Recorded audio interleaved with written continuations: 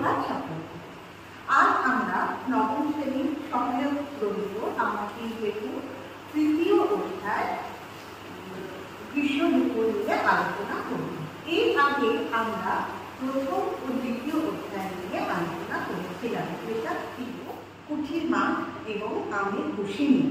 ওই দুটি অধ্যায়তে আমরা দেখেছিলাম যে ছোট্ট অপু প্রথমবার নিজের বাবার সঙ্গে বাড়ির বাইরে কুঠির মাঠ দেখতে গিয়েছিল এবং সেই কুঠির মাঠ দেখতে যাবার সময় অপু তার গ্রামের প্রাকৃতিক সৌন্দর্যের সঙ্গে পরিচিত হওয়ার দরুন যে রকমভাবে উৎসাহিত, আনন্দিত, বিস্মিত হয়েছিল তা সত্যি এক অভিনব অভিজ্ঞতা।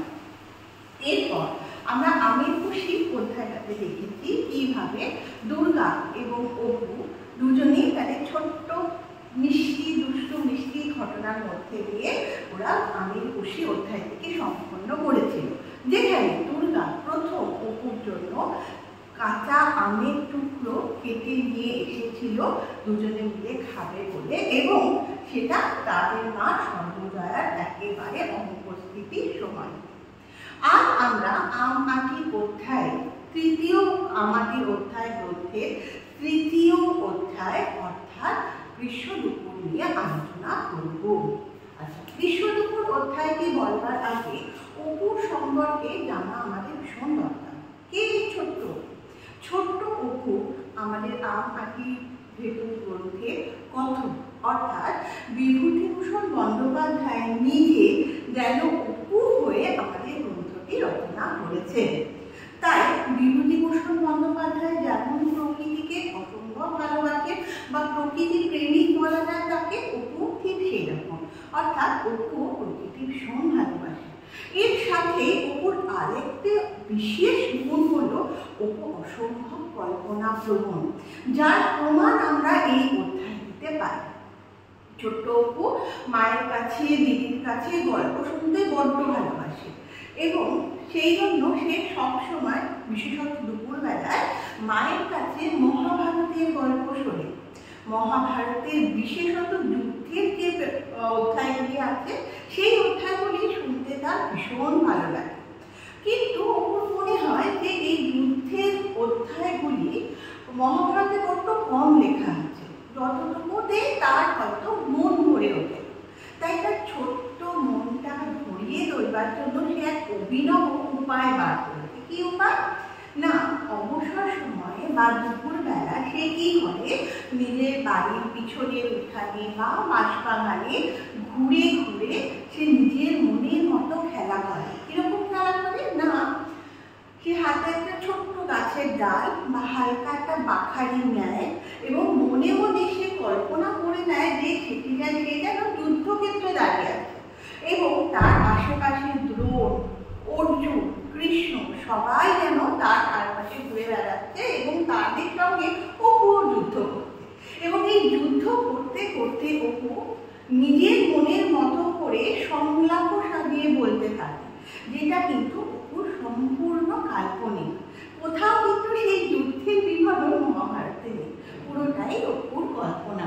এবং ছোট্ট অপুর যে অসম্ভব কাল্পনিক, অসম্ভব কল্পনা প্রবণ মনের ছেলে, সেটা আমরা এখান থেকেই বুঝতে পারি।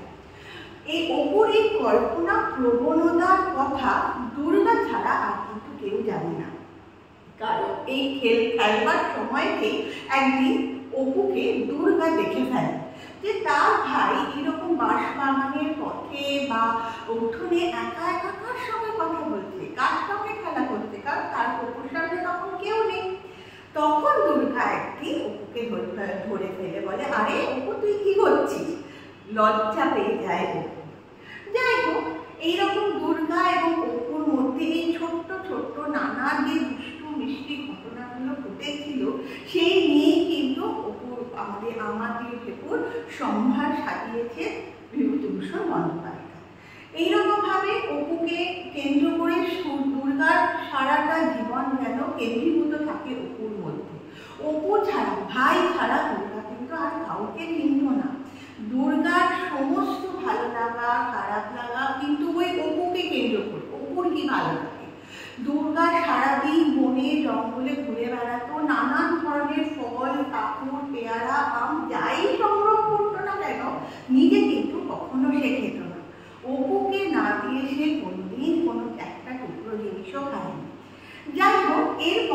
দুর্গা এবং অপু দুজনে মিলে বেরোয় গ্রামের পথে খেলা করতে। সেই সময় খেলা করতে যাওয়ার সময় দুর্গা ওর কলমি গাছ দেখতে পায়। এই ওর কলমি গাছের ফুলগুলো সাদা সাদা হয় এবং দেখতে ভীষণ সুন্দর। ফুলগুলো যদি ভাঙা যায় দেখা যাবে ওখান থেকে একটা জলীয় আঠার মতো বের হয়, যেটা দুর্গা কি করে নাকে নোলক করে পড়ে। দুর্গা নিজে এই নোলক করতে খুব ভালোবাসে এবং যেহেতু সে ভালোবাসে তার ধারণা অপুও বোধহয় ভালোবাসে, যদিও কিন্তু অপু কিন্তু অতটা ভালোবাসে না, কারণ অপু জানে সে ছেলে, গয়নাগাটি সাজ পোশাক প্রসাধন সবই শুধুমাত্র মেয়েদের জন্য। কিন্তু দিদি কষ্ট পাবে, দিদি দুঃখ পাবে, সেই জন্য অপুও কিন্তু কখনো কোনোদিন বলেনি দিদি আমাকে পড়াবে না। অপু কিন্তু না চাইতেও দুর্গার নিজের ইচ্ছে না চাইতেও দুর্গার বিরুদ্ধে কখনো যায় না। তাই জন্য ওর কলমি গাছের ফুল ভেঙে তাকে পরিয়ে দেওয়াতে অপুর আপত্তি থাকা সত্ত্বেও বাধা দেয়। এইভাবে তারা ছোট ছোট অনেক সব ঘটনা বই নিয়ে আরম্ভ করে সাজিয়েছে আমাদের এই তৃতীয় অধ্যায়। অধ্যায় একেবারে শেষ পর্যায়ে আমরা দেখি দুর্গা এবং অপুদের পাড়ায় আসে চিনিবাস। চিনিবাস হলো একজন ময়না। ময়না মানে আমরা জানি যারা মিষ্টি জাতীয় খাবার বানায়।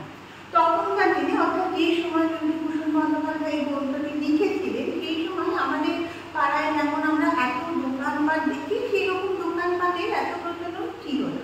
তখন কি হতো, পাড়ায় পাড়ায় এই ময়না জাতীয় মানুষেরা, আমরা যেমন হকার বা ফেরিওয়ালা দেখি সেই রকম নানান ধরনের মিষ্টি বানিয়ে নিয়ে পাড়ায় পাড়ায় বিক্রি করতে আসতো।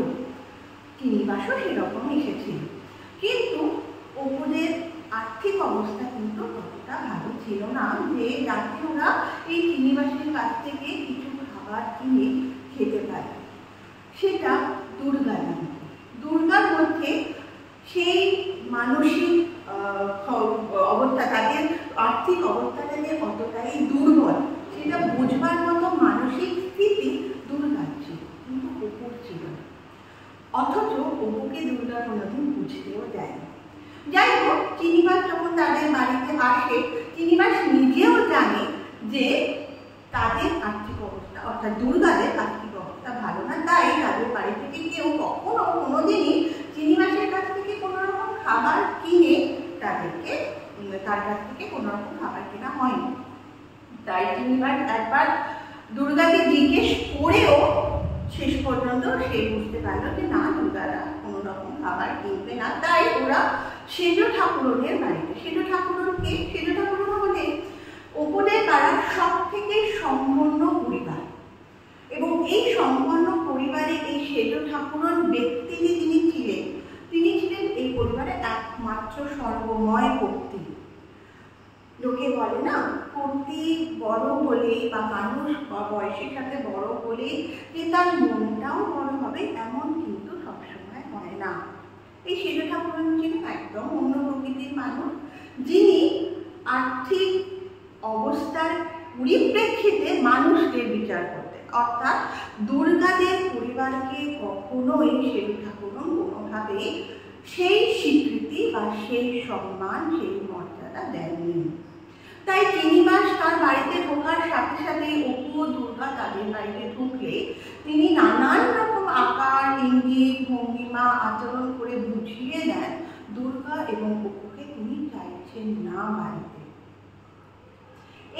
এখানে আমাদের সেজ ঠাকুরনের চরিত্র, তার প্রকৃতি সম্পর্কে আমরা একটা বিশিষ্ট একটা ছবি পেয়ে যাই, যে ছবিটা আরটাই হোক উজ্জ্বলকর একেবারেই নয়।